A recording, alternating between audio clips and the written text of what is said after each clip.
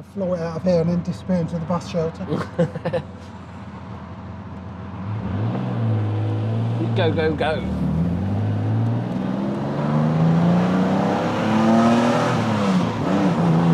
It's that chain when it's quite high up and changes up.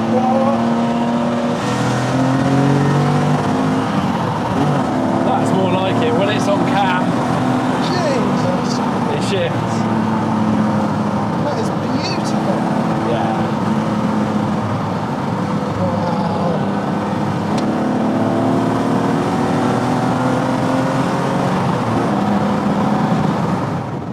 Wow, this is an Aladdin's cave of classic and iconic cars. Hi guys, and welcome to Damo Drives, bringing real reviews to real people and answering some of those questions other channels might not talk about. I think when it comes to buying a new car, or any car you buy with either your head or your heart, TVR is definitely something you buy with your heart. I've come down to HPC Classics where a lot of these cars up here are for sale and they have a number of TVRs. So I'm hoping to be driving a number of these and bringing them to the channel over the next month or two. So if you don't want to miss out, make sure you click on the subscribe button and notification bell and you'll be alerted when these videos come out. So we're going to start off this journey with this gorgeous looking car. Now this is the TVR T350C. Stunning looking car. So headline figures on this. The reason this is such an amazing car, I think, has a couple of reasons. One, it's very lightweight. It's only just over 1,000 kilos, which is next to nothing. Under the bonnet, you've got the rather brilliant Speed 6 engine. So it's a 3.6 litre straight six, putting out 350 brake horsepower. So very light, front mounted engine, rear wheel drive, big bonnet, short back. What more could you want in a car? Also, TVR's ethos is very much about letting you control the car. There are virtually no driver aids at all on this thing. In fact, I don't think there are any. There's no ABS, no traction control. There's not even any airbags. TVR, I think, originally said that things like that didn't really add to the safety of the car. Who knows? But we'll find out once we're out on the road what this car is really like to drive. So we're going to start off having a look around the outside of this very pretty looking car. Have a look at the inside and some of the unique features that TVR has to offer. As I've been finding out, TVR seem to get the rule book, rip it up and throw it out the window. So there's some very unique things in here, which I'm looking forward to showing you around if you've never looked inside a TVR. And then we're going to take it out on the road. So start off with the front of the car and then work our way back and then jump in the driver's seat. You might forget TVR have a really good lineage in racing, and what they've learned on track they've brought forward to the design of their road cars. It's all about being aerodynamic, downforce, being as slippery as possible in the air.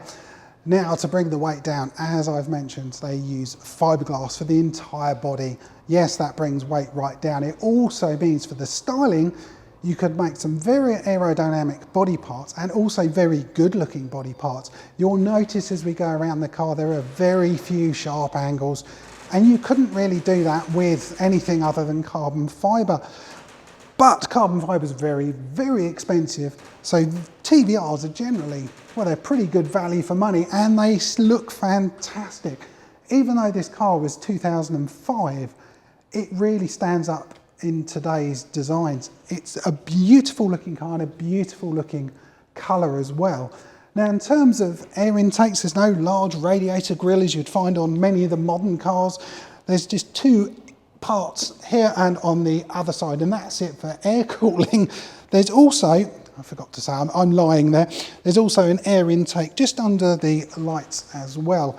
Air gets sucked in there, and then there's a large slash on the front of the bonnet where the hot air will come out and pushed backwards. The lights now, they're all sealed. Again, this makes it as slippery as possible and very distinctive and very, very pretty.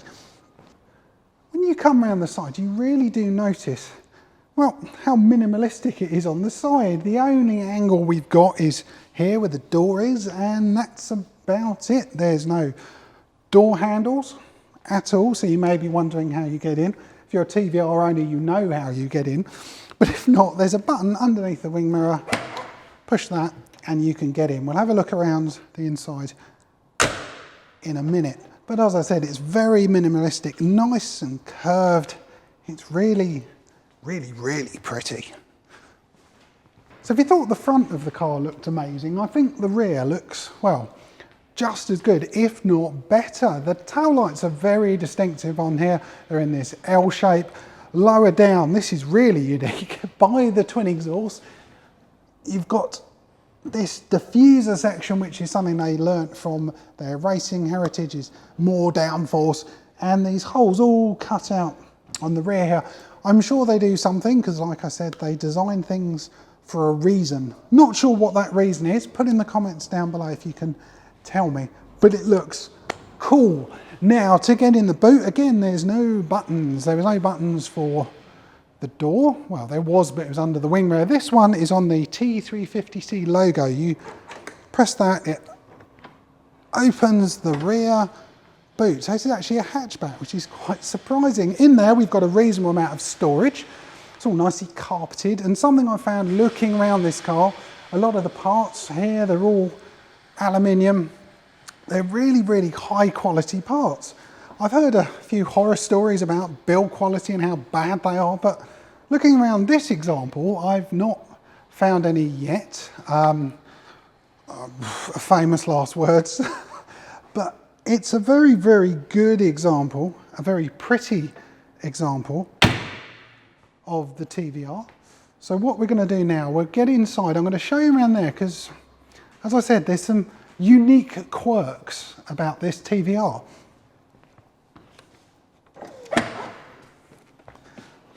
Wow, the first challenge is getting in the car. Oh, God, it's actually really, really low. So welcome to the inside of the T350.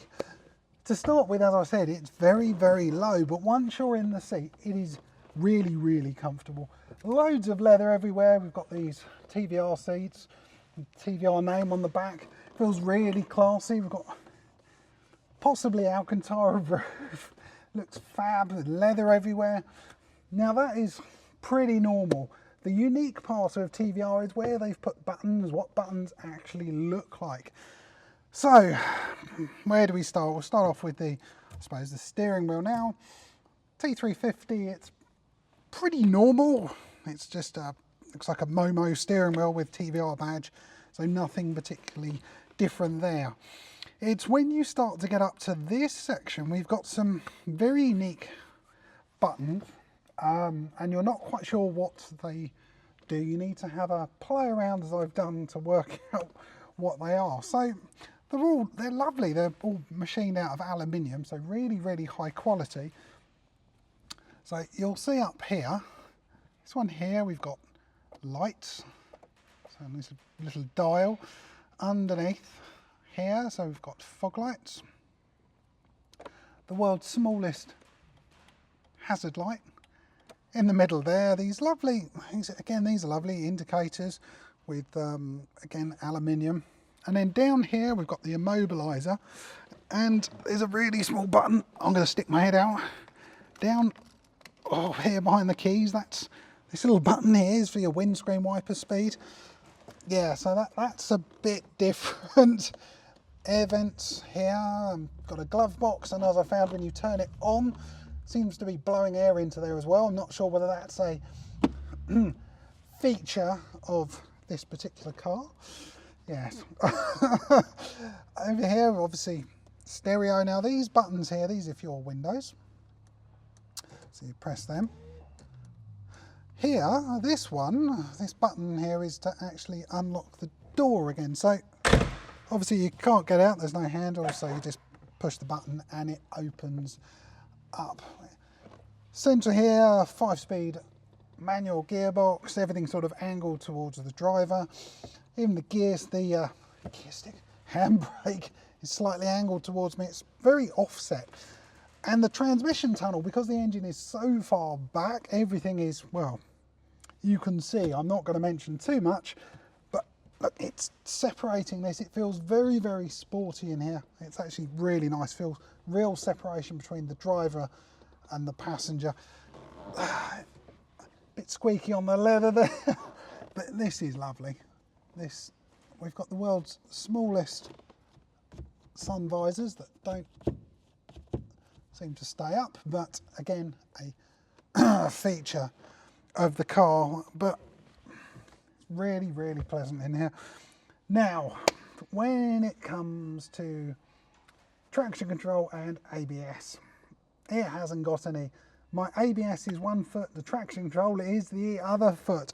But the driving pedals in here are lovely. Again, they're aluminium.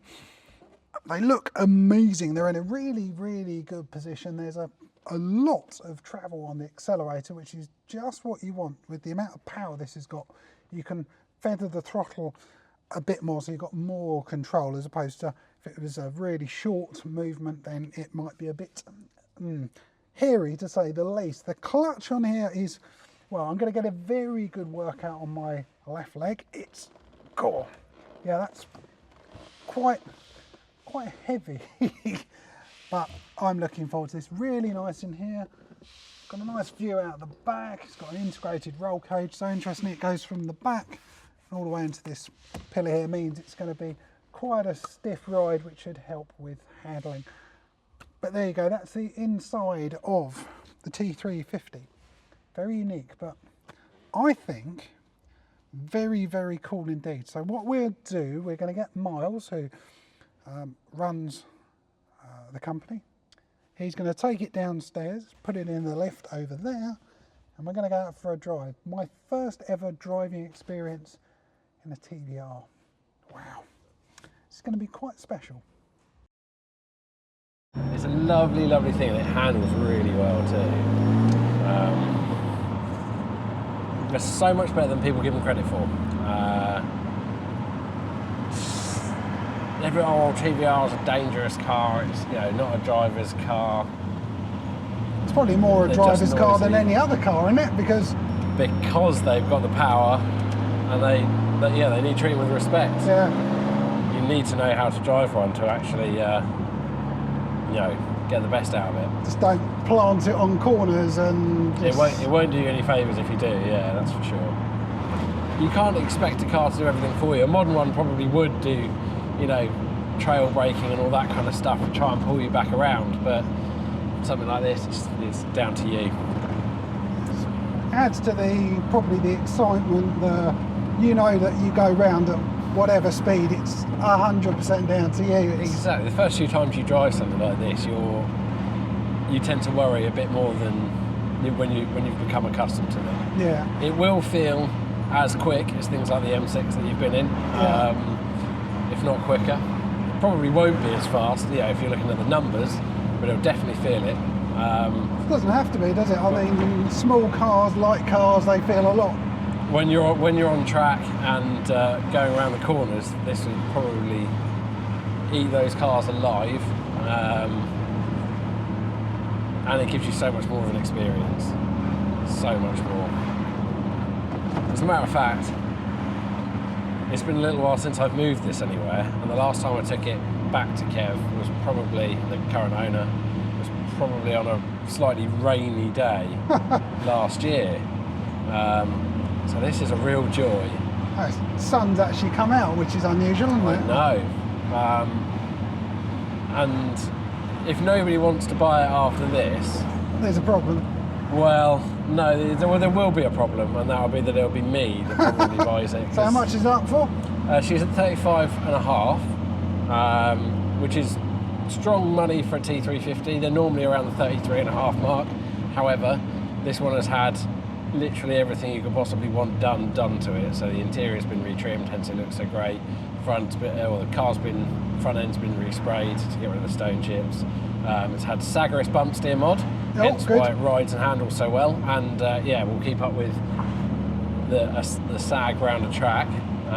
It's got the Tuscan S big brake upgrade, so you've got more stopping power than standard, even though it didn't really need any more. Why not? Yeah, so pretty much everything you would want one of these to have had, this has had. It's a late 2005 model, which is kind of the Smolensky era of when the cars got better, shall we say. The engine's as smooth as anything. It doesn't have those horrible tappy finger followers which are ready to die. And the service history is impeccable. It's been looked after by John at TVR Sussex for most of its life, and Kev's owned it 11, 12 years. It's never wanted for anything. Knows So what's going on. But the engine in this is the designed by TVR, wasn't it? Built by them. TVR's own, yeah. So there's AJPs in V8 and straight 6 format. So this is the Speed 6 as it's known. The V8s were only put in the Cerberus, but they produce similar power for their displacement, or if not the same. So this is basically 350 brake, 343, I think is technically correct, which is plenty in a car that weighs just over a tonne. I am a big TVR man, as you'll probably know, if any of you already know me. And yeah, the small, stout sports cars with the most power are always the most fun. So it's riding incredibly well. I thought it was going to be, because like I said, I've not driven one or been in one. You'd expect it to be a lot more crashy. I thought it's going to be, you know, reading reviews and stuff. I thought, oh God, it's going to be shaking with teeth, the bar's going to be bouncing everywhere. No, so I mean, this particular car has had the nitron dampers completely rebuilt. So it's got fresh dampers and springs. So the car rides brilliantly. It's been really well looked after. It will shift when you want it to. Sounds amazing. Well, it's a proper straight 6. Yeah. Naturally aspirated, nothing getting in the way, just you and the car. Give you your first little squirt of first gear so that you get a proper idea what the car's like.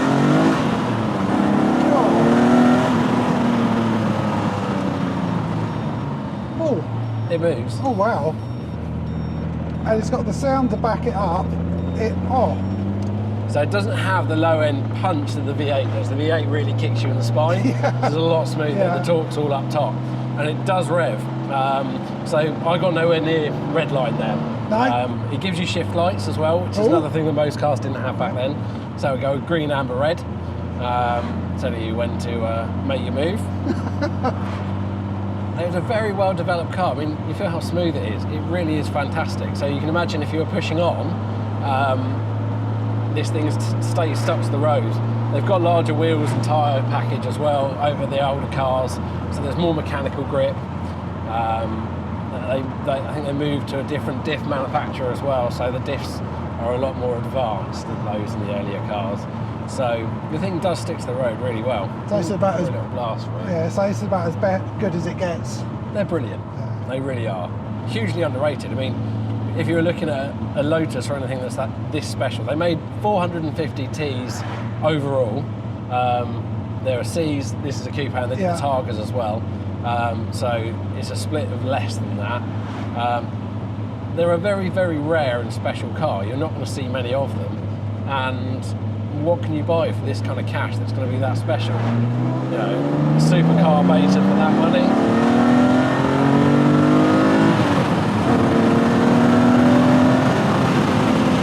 Yeah. It will surprise a lot more modern material. Wow. But it's got revs. Jeez, that's... Yeah, my big boy pants are on, but not as big as that. That's big boy pants and a big pair of cojones to... When you put it through the corners is when it really shines. Unfortunately, we've got somebody in front of us, so we'll be gentle on it. But That's quite phenomenal, that. Yeah, it just keeps pulling. Yeah. It's not ridiculous. The V8s run out of revs really quickly, so you find they're a lot more punchy, whereas this will just keep pulling, which is something that a lot of modern cars, especially turbocharged cars, they don't have that rev range. You know, you get to 5,500, 6,000 RPM, and they've run out of guts. Whereas this, will if pushed, go to 8.5, Just 9. keep going. So yeah, they do rev. Wow, that's a view. Not too shabby, is it? We're lucky here. Oh, Really lucky. beautiful car, and that view. Makes things even better. I mean, lucky to think this is my job. I do test drives around here all the time. Oh, gutted. Yeah, I am relatively lucky.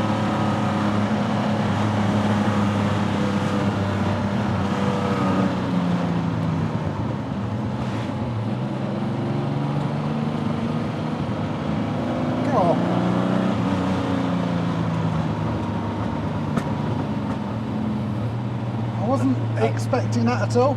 Well, how smooth and easy. How yeah. smooth, and going around that, I thought we would have been You could push up there somewhere in the... You could push that twice as hard. Really? Yeah, really, yeah. I won't because it's not mine. No. Having sat in the passenger seat with the current owner, Kev, especially on track and out on the roads, it's a really capable car. A lot more capable than people think. Yeah, we could probably go through there nearly twice that pace. Jeez. It's insane. It's starting to warm now, and you can hear more and more pops and... Yeah.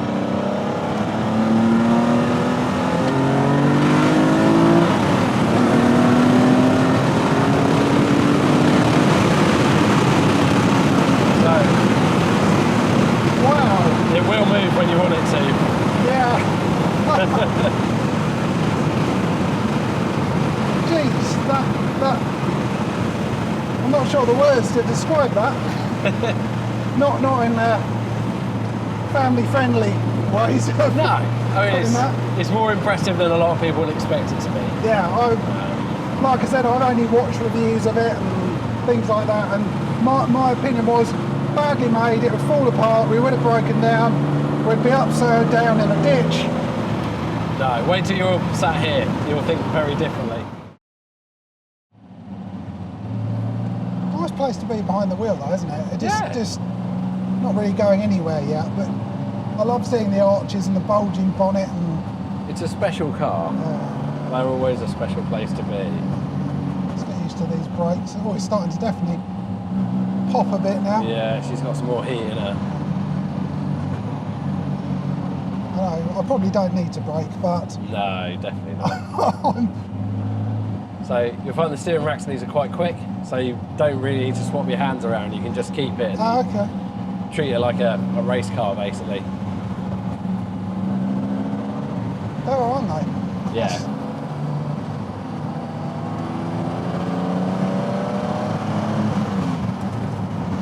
Yeah, that's a lot of travel on the clutch there. Yeah. But everything has to be done on purpose. it's really quite... God, do I dare do this? You can give it a go. You can feel that they're a bit twitchy compared to a modern car. That'll do it for me. Cool, blimey. That's... It is quite twitchy, isn't it? Yeah, compared to a modern car, you've got to be on it. You're the one that's making it do what it's doing. I wasn't expecting that, even that little bit. Oh, jeez. Take your hand off to change gear and it's definitely moving around. All the input is down to here and it makes a difference. Brakes are nice though, they're... Brakes are really solid. You know you're going to stop if you want to. You'd easily lock all four corners without a problem. If I start to get anywhere near the limit, just cry. Oh, it's making some proper noises now. I do like this, like you said, very steering rack on this is... Quick adjustments. Yeah.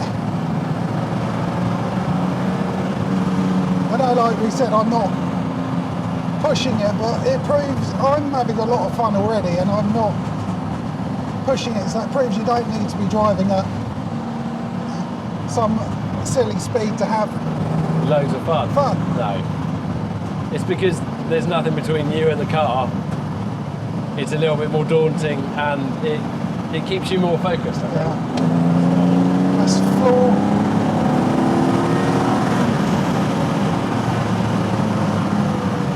Those brakes are fantastic. Well, yeah, if you push them properly, they really will stop. They're AP Racing 4-pots at the front, which have got like larger sort of rotors on them than the standard car, which are what are on the Cerberus, and well, you'd find them on a lot of lightweight race cars. So they're really good brakes. They've got so much feel to them. When they're warmed up, they're even better. This is where it got a bit bouncy. Yeah, so this road's always rough.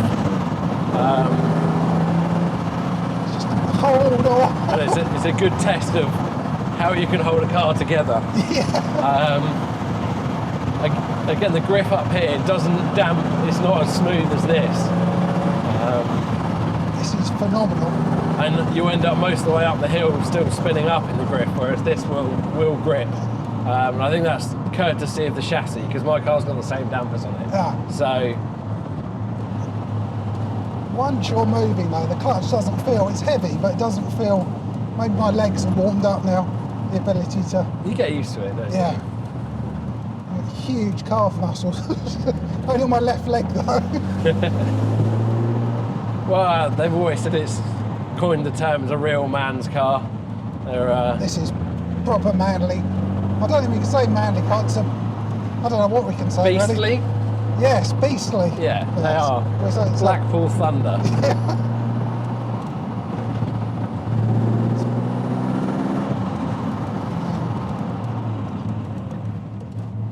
Yeah, those brakes, they're so, I don't know, I've not driven a car with brakes quite with this amount of feel. Well, it's because they're not like a modern servo-assisted unit that's, you get the power because it's being helped out. It's because they're genuinely good brakes. You've got a proper all-alloy pedal box, which is straight out of a race car down there. And it looks awesome, doesn't it? It looks awesome. Yeah. It's functional. You know, it's the kind of people that are going to be buying these cars are people that drove race cars at the weekend. So it's designed around that clientele, people that are picking up the real deal cars that they want to be able to drive hard on the road.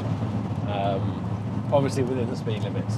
Yeah, exactly. And it's got a horrible habit, I suspect, of ignoring speed limits. Oh yeah. Well, I can't speak from experience. No, but what you've been told Yeah, by a friend. I've heard stories. Yeah.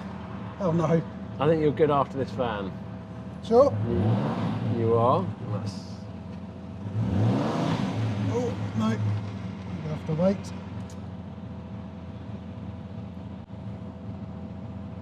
I'm going to floor it out of here and then disappear into the bus shelter. Go, go, go.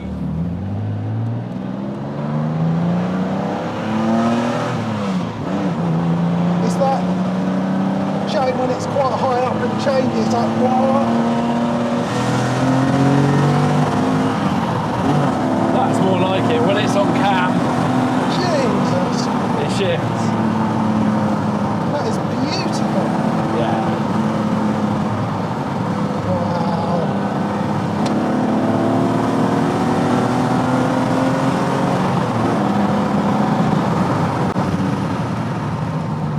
I want these brakes. There's something very, very special about these. Doesn't feel like any modern car I've driven. It's all Or analog. Any car I've driven this. It'll be interesting when we go through the other TVRs you've got to see how the We'll run through a few, shall we? progression, or not sure, because some of the other ones are older, aren't they? So Yeah, it'll be- but this is one of the last off the line, so there aren't many that have come after this. There's a few sort of 2006 cars, but TVR stopped manufacturing in 2007 from memory. So there's there aren't many that are newer than this. It's kind of the high point just before they went pop. The Sagaris is the ultimate. Got one of them coming to our meet on Saturday, or a client of ours, and that's about the only thing that's a little bit more wild than this. And I've yet to drive one, so wow, if I get hold of one, I'll let you know. I'm just looking at the rev counter. It bounces up as opposed to being too linear. It's not like going dog, dog, dog, dog.